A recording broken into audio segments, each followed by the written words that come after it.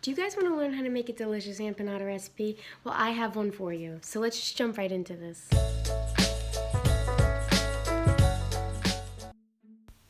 Alrighty, I'm just going to be mise en placing all my ingredients, and mise en place is just a term for getting all your ingredients ready and prepared to make your dish. So right now I have a white onion, and I'm just going to be cutting the whole white onion into small cubes. You can chop it any way you like, but I like to do it this way.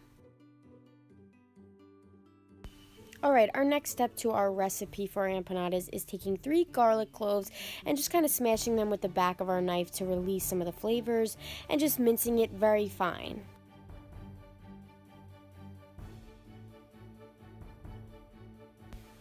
Alright, you don't have to add red bell pepper, but I like to add this for a little extra to my dish. This just adds a layer of a little sweetness. It definitely adds texture. It adds color, and I just love this in my empanada recipe.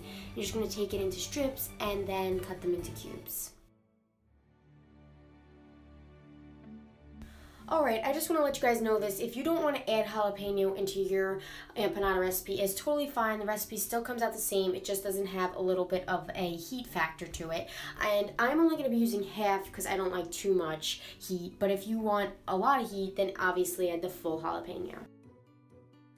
So these are my favorite olives, and I'm just going to do a little taste test. Alright, this is something you should definitely add into your empanadas. Take a bunch of olives and cut them into little strips. Alright, so you could use fresh or frozen beef, and I am just using fresh today, and with a little oil in the pan, I'm just going to add this beef in there and start breaking it down so it fits into my empanada shells and cooks quicker. And you're just going to add some salt and pepper and continue browning. If you get lean chopped meat, you actually will have less oil in your pan, and I'm actually using one with more of a high fat content. It doesn't really matter, it just depends on how much oil you're going to be putting in it, but after you're done browning, you're just going to dump some of your oil out because obviously you don't need as much. Okay, so right now we browned our chopped meat, and we're just going to be taking it out and leaving the oil in there. But if it's too much like I have, we're going to let some of it drain and leave some of it in to saute our vegetables in, because you want all that extra good flavor in these delicious empanadas.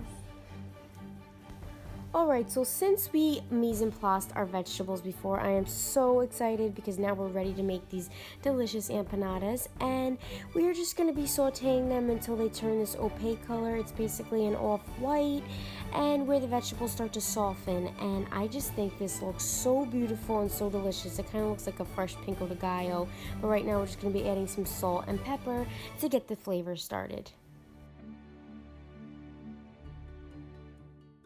Alright, so the next step is adding our meat back in here, and I don't really measure my ingredients, so for you guys, I'm going to do my best to tell you what I put in here.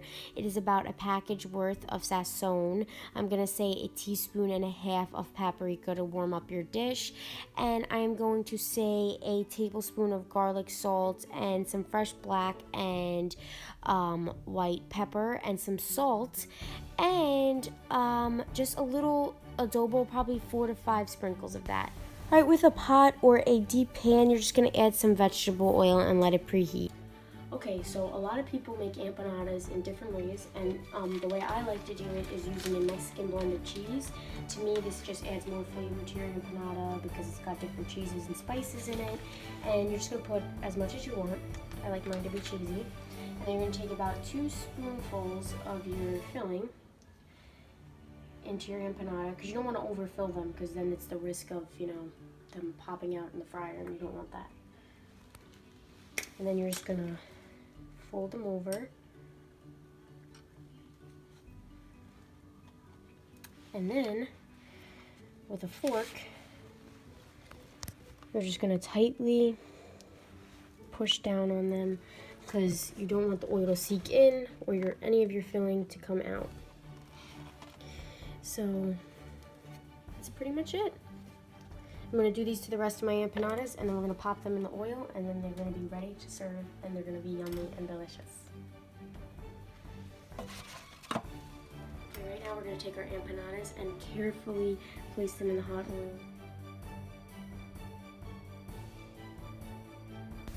Alright, just a tip. Once you take these golden brown crispy empanadas out of the oil, put them on a paper towel to drain some of the oil.